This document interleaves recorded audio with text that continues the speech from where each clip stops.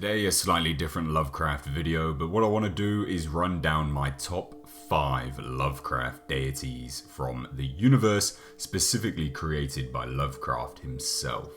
So, at number 5, the Black Goat of the Woods with 1,000 young. An outer god known as shub-niggurath, a god of fertility, though perverse in nature. Her appearance is widely speculated, but generally accepted to be a massive, black, cloudy mass, with tentacles and many mouths exuding slime. She is said to have short, writhing goat legs, and continuously giving birth to small monster-like beings that are spat from her many mouths. These creatures are either eaten by the god, or race off into the unknown to continue their wretched existence. Shub-niggurath.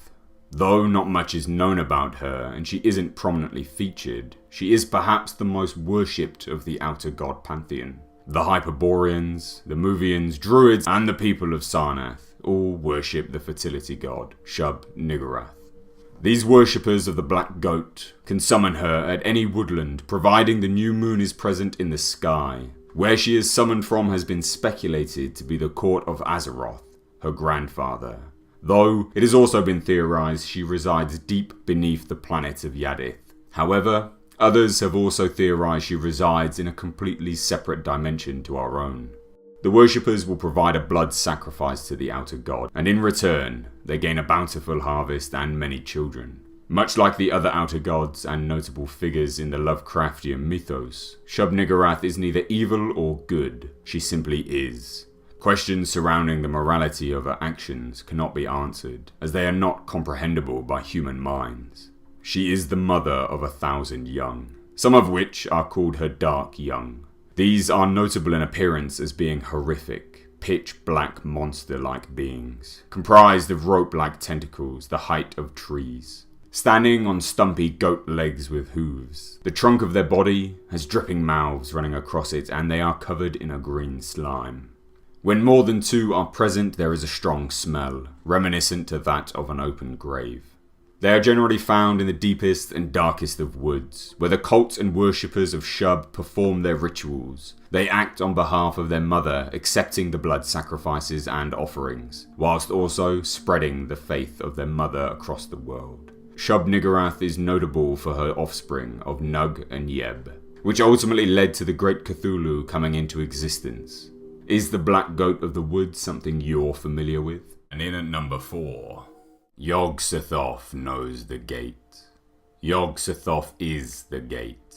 YogSothoth is the key and the guardian of the gate. Past, present, future, all are one in YogSothoth.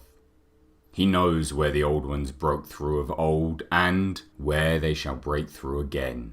He knows where they have trod earth's fields, and where they still tread them, and why no one can behold them as they tread. H.P. Lovecraft, The Dunwich Horror. YogSothoth, an outer god, an enormous mass of writhing, glowing orbs, eyes and tendrils, and sun to the nameless mist. YogSothoth is an alien being, omniscient and outside of our universe and comprehension. He knows all, sees all, watching the ebb and flow of time in a singular blink. Everything is for YogSothoth to see. No secret is hidden from the opener of the way. A being with power that even surpasses his grandson, the great dreamer, Cthulhu. Some have speculated his power even matches the blind idiot god, Azathoth. Mortals have called upon YogSothoth throughout history, invoking his name to aid them in rituals and incantations, even resurrection.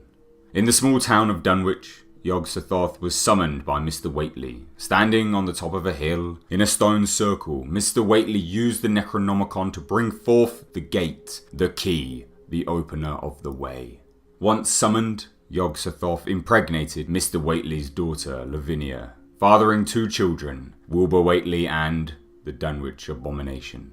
As mentioned, YogSothoth's name can be invoked in a resurrection ritual, using the essential salts of the individual one intends to resurrect and a series of incantations. Essential salts are not what you may expect, and they are in fact created from a boiled corpse, flesh, bone, nails, teeth. The entire body is cut into convenient pieces and boiled away in a large copper kettle. The process is more intricate than simply boiling away, however, the resultant ritual is a substance known in the Necronomicon as essential salts.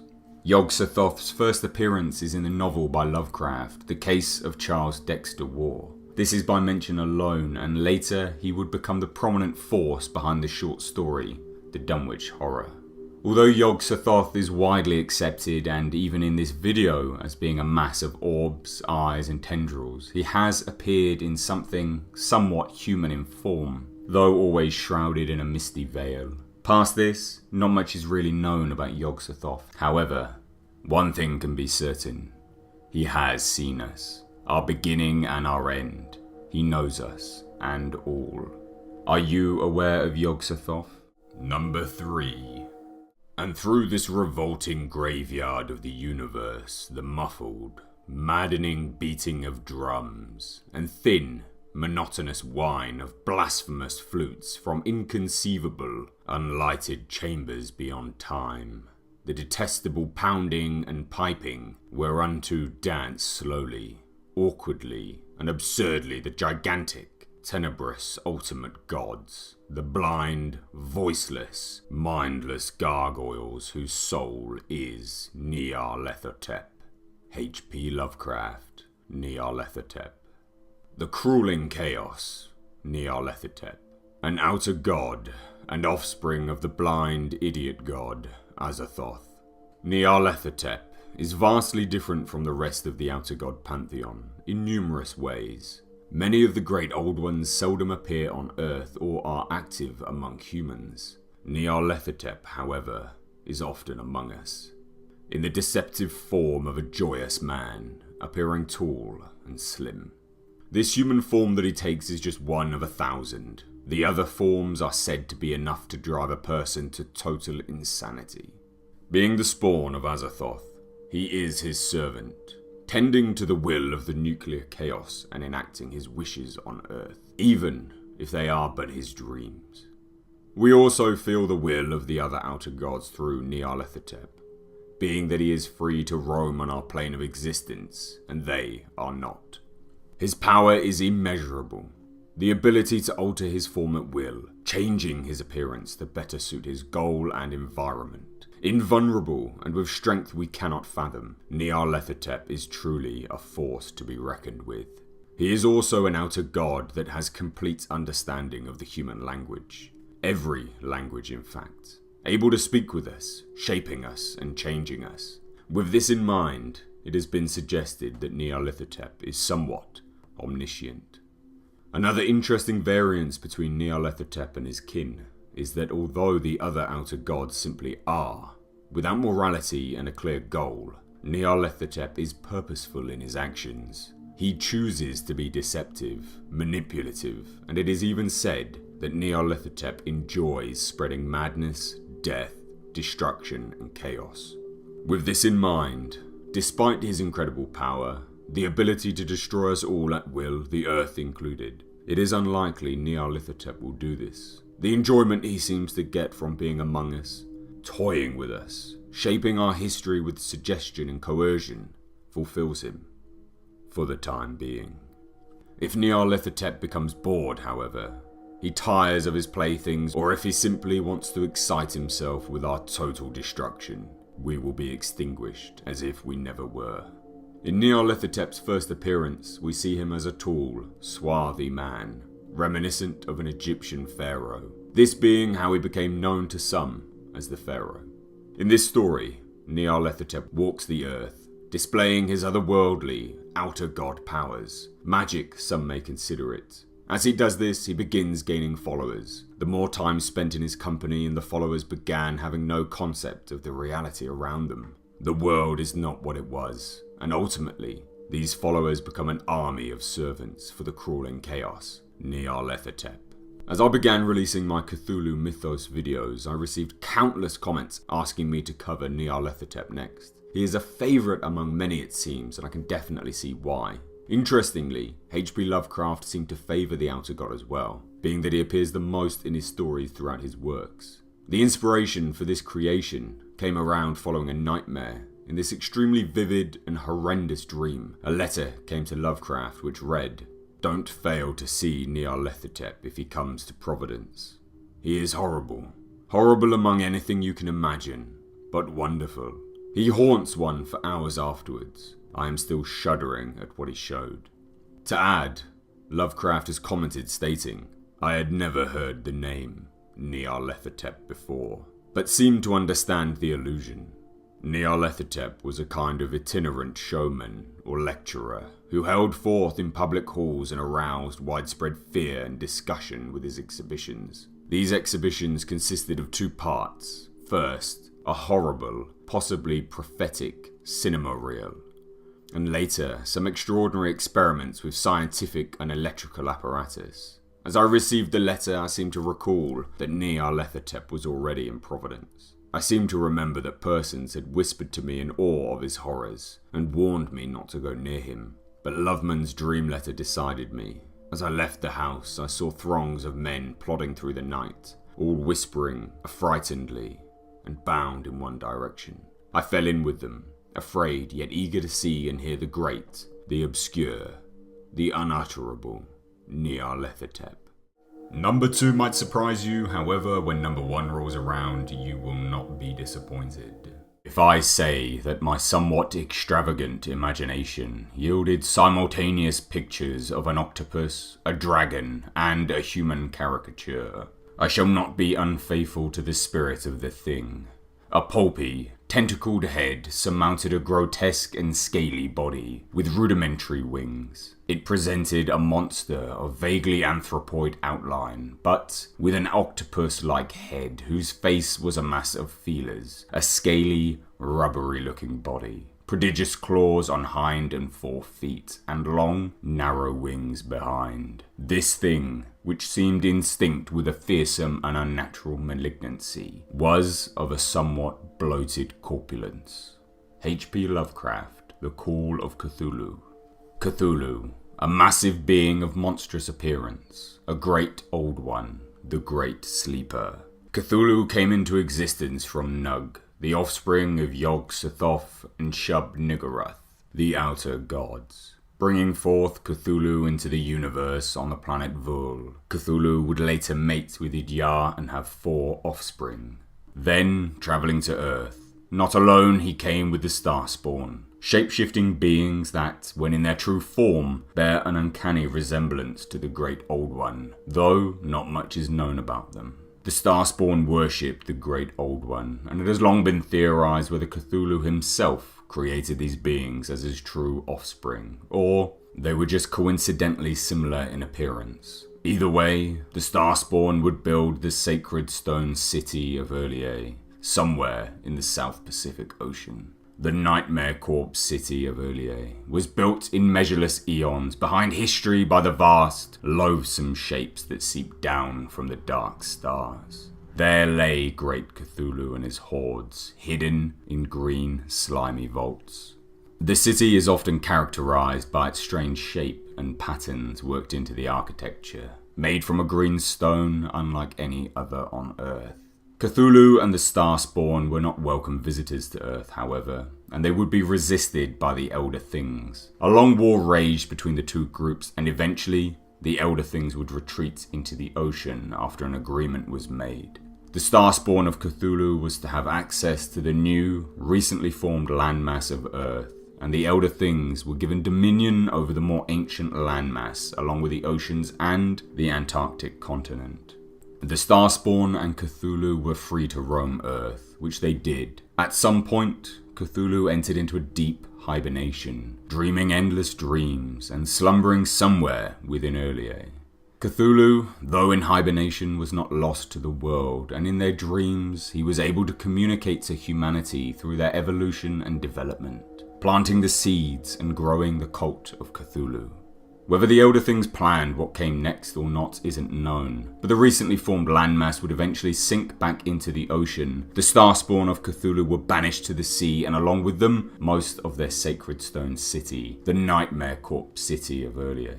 The Great Green City was now sunken into the depths of the ocean, and with it, Cthulhu.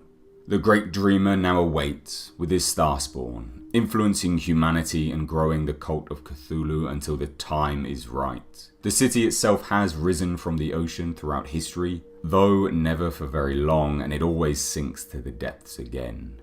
As the cult grows, as does the call of Cthulhu, they dream of the day that the great corpse city of Earlier will rise out of its watery prison permanently, and with it, Cthulhu, claiming the earth as his own once more. The secret priest would take great Cthulhu from his tomb to revive his subjects and resume his rule of earth. Then, mankind would have become as the great old ones, free and wild, and beyond good and evil, with laws and morals thrown aside, and all men shouting and killing and reveling in joy. Then, the liberated old ones would teach them new ways to shout and kill and revel and enjoy themselves, and all the earth would flame with a holocaust of ecstasy and freedom. Although we may often regard Cthulhu as evil, his ethics and morals are not of human comprehension, and thus he is neither. He does not work within the realms of good and evil as we know it. Cthulhu is not without rival. Hastur has been noted to be Cthulhu's half-brother and ultimate enemy. Another great old one, a god like Cthulhu. His cults on Earth actively try and prevent the great dreamer from awakening. Cthulhu's story is not over, and that is not dead which can eternal lie, and with strange eons, even death may die. And last but not least, my favourite of the Lovecraft deities. In at number 1, we have the blind idiot god, Azathoth. Outside the ordered universe is that amorphous blight of nethermost confusion, which blasphemes and bubbles at the centre of all infinity, the boundless demon sultan, Azathoth, whose name no lips dare speak aloud, and who gnaws hungrily in inconceivable, unlighted chambers beyond time and space amidst the muffled, maddening beating of vile drums and the thin, monotonous whine of accursed flutes. H.P. Lovecraft, The Dream Quest of the Unknown Kadath. Azathoth. Hideous name. The blind idiot god, Azathoth. With boundless power and knowledge, he is the beginning of existence, the end of all and the nuclear chaos residing at the center of our universe, the center of existence itself. The creator of the great old ones and their ruler, Azathoth has power immeasurable. The omniverse is Azathoth, and as such, Azathoth is omnipresent within it. With no concrete form, Azathoth is whatever he wishes. Though he is often described as being colossal in proportion, yet a shapeless, chaotic mass. Possessing true immortality, Azathoth cannot be destroyed. The concept of death only exists within his dreams. Azathoth, the demon sultan, as he lays slumbering, dreaming, the sound of maddening drums play out, intertwined with flutes. The sound would drive a mere mortal to the brink of madness and beyond. However, its purpose is to keep Azathoth from waking. The nuclear chaos that is Azathoth. His dreams are all of existence. We are in his dreams. Azathoth will wake, and when he does, all things will end, once and for all, and all will once again be Azathoth. There are theories surrounding Azathoth. Some say he is not the great being we rumour him to be. He is but a puppet for something far worse, far more powerful and terrible than even Azathoth himself. The blind, idiot god comes from Azathoth not knowing what he does. As he dreams, his dreams of existence and the omniverse, he is the all-powerful being, the creator of all, though some say he was not always like this, and he was once in a war. A great war which raged eons ago, leaving him the sole survivor, slumbering as the blind idiot god. Azathoth is shrouded in mystery. The true name of Azathoth is something not even the Necronomicon knows. The embodiment of cosmic chaos and the terrifying understanding that an alien entity, not even aware of our existence, will awaken and destroy reality as we know it.